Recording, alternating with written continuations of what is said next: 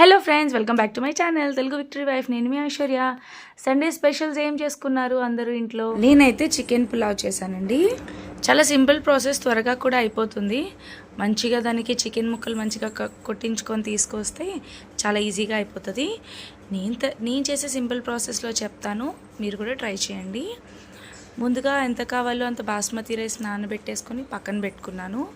దాని తర్వాత మంచిగా ప్యాన్లు పెట్టి ఆయిల్ వేసి, అందులో ఆయిల్ వేడెక్కాక గరం మసాలా సామాన్లు అన్నీ వేసేసుకొని తర్వాత ఆనియన్స్ వేసుకొని, ఆనియన్స్ మంచిగా ఫ్రై అయ్యాక అల్లం వెల్లుల్లి పేస్ట్ వేసేసుకుంటాను. అది కూడా మంచిగా ఫ్రై అయ్యాక కొంచెం పసుపు, కొంచెం సాల్ట్ వేసి మిక్స్ చేసేస్తాను. ఒక 5 minutes అలా ఉంచిన తర్వాత మనం మంచిగా కట్ చేసి పెట్టుకున్న చికెన్ పీసెస్ని అందులో వేసేసుకుని ఒక 5 minutes మూత పెట్టి అలా పెట్టేయండి.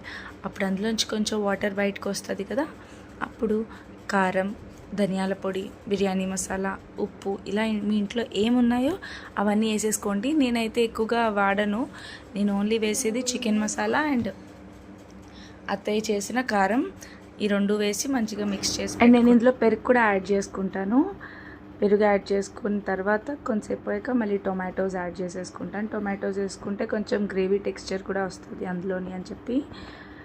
తర్వాత మంచిగా అయిపోయాక నేను ముందుగా నానబెట్టి ఉంచుకున్నాను కదా బాస్మతి రైస్, ఆ రైస్ని ఇందులో వేసి నీట్గా కడిగేసుకున్న తర్వాత ఆ బాస్మతి రైస్ ఇందులో వేసి ఒక 5 minutes అలా ఫ్రై చేస్తాను. తర్వాత నేను తీసుకున్న మెజర్మెంట్, నేను ఒక గ్లాస్ బాస్మతి రైస్కి 1.5 గ్లాస్ వాటర్ తీసుకుంటాను. ఆ మెజర్మెంట్తో వాటర్ వేసేసాను. వేసేసి కొంచెం నెయ్యి వేసాక కొత్తిమీరతో గార్నిష్ చేసేసుకున్నా. తర్వాత చూసారా, ఒక 15-20 minutesకి ఇలా అయిపోయింది.